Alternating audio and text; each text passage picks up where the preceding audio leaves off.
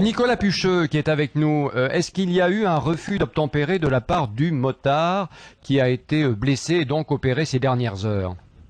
Bah écoutez, absolument, justement, l'occasion m'est donnée de replanter le décor et de rétablir un peu la réalité, parce qu'il y a eu beaucoup de désinformation sur les réseaux sociaux, mais également dans les médias. Et en fin de compte, tout part. Alors déjà, parce qu'il faut reprendre les choses en amont, déjà tout part d'un individu qui est sur un véhicule non homologué, sur la voie publique, non casqué, qui refuse d'obtempérer au contrôle de police, et qui, de surcroît, fait ça alors qu'on est en période de confinement. Donc déjà, on part sur de très mauvaises bases. Donc les fonctionnaires de police décident de contrôler l'individu, ils stoppent leur véhicule, le passager met pied à terre et ouvre sa portière, donc pour se faire naturellement, et le motocycliste qui arrive à vive allure par derrière, donc, percute de plein fouet la portière des fonctionnaires de police et fait un vol plané et atterrit quelques mètres plus loin sur la voie publique. Mais quand on remonte à la jeunesse de cette histoire, on est sur des faits auxquels on est habitué régulièrement, et que ce soit en période de confinement ou hors période de confinement, et on a toujours affaire à... C'est une véritable problématique, c'est toujours la même frange minoritaire de la population qui génère des troubles à l'ordre public. Et de surcroît, effectivement, avec le confinement qui exacerbe les tensions, on est confronté, si vous voulez, à des véritables troubles à l'ordre public. Ouais, dites-moi, l'homme en question était connu des services de police, Nicolas Pucheux, ou pas? Alors, l'homme en question, déjà, ce n'est pas un petit du quartier, comme ça a été dit en boucle sur les réseaux sociaux, c'est un trentenaire, hein, c'est un homme de 30 ans. C'est ça, c'est ce que j'ai dit, oui.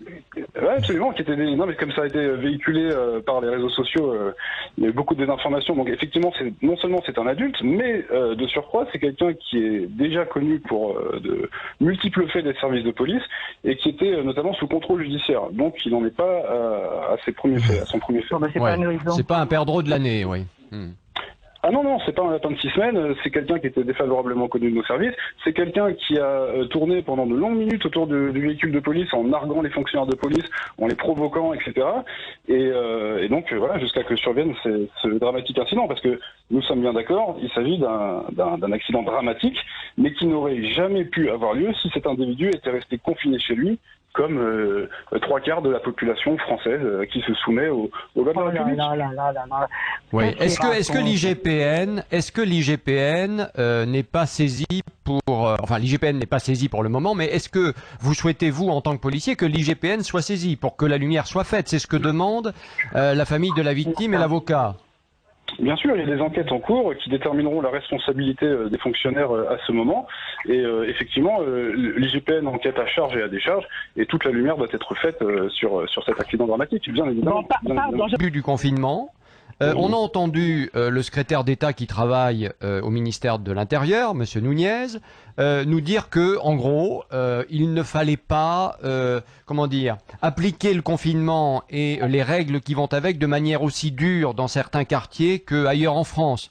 Parce que vous comprenez justement, on ne veut pas qu'il y ait l'étincelle qui mette le feu à un certain nombre de quartiers difficiles.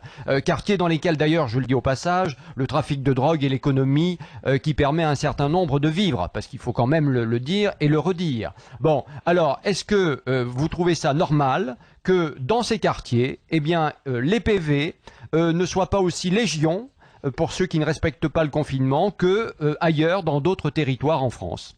Mettez-vous à la place des gens. Nicolas Pucheux, quel est votre sentiment? Comme ça aussi, hein. Alors, Nicolas Pucheux, quel est votre sentiment? Je vais rapidement, il nous reste une minute. Oui, sur ce qu'a dit Monsieur le maire concernant les rodéos motos, je souscris totalement à ce qui a été dit, à savoir que c'est quelque chose de récurrent qu'on observe tout à fait, tout au long de l'année, hors période de confinement. Donc voilà, donc ça effectivement c'est pas lié du tout au confinement. Maintenant, en effet, je voulais également revenir sur ce qui avait été dit par Monsieur Nunez le 18 mars au préfet de zone de défense. Et en effet, il a sa part de responsabilité dans le laxisme dont on fait preuve dans certaines banlieues, dans certains quartiers dits sensibles, parce qu'effectivement, dans ces quartiers, le trafic de stupes génère une économie parallèle qui fait vivre le quartier, et qu'on sait très bien qu'on ne peut pas mener de front cette crise sanitaire et en même temps un embrasement des banlieues, et que de par ce fait, on ferme les yeux, on n'est plus laxiste, on fait preuve de mansuétude dans ces quartiers. Oui. Et en effet, c'est à l'initiative de M. Nunez, donc il y a sa part de responsabilité dans le genre de comportement déviant qu'on peut observer dans ces troubles à l'ordre public. Tout à fait. Eh oui, merci beaucoup en tout cas à vous deux d'avoir participé à notre débat dans les vraies voix sur Sud Radio, monsieur le maire de Villeneuve-la-Garenne et monsieur Nicolas Pucheux.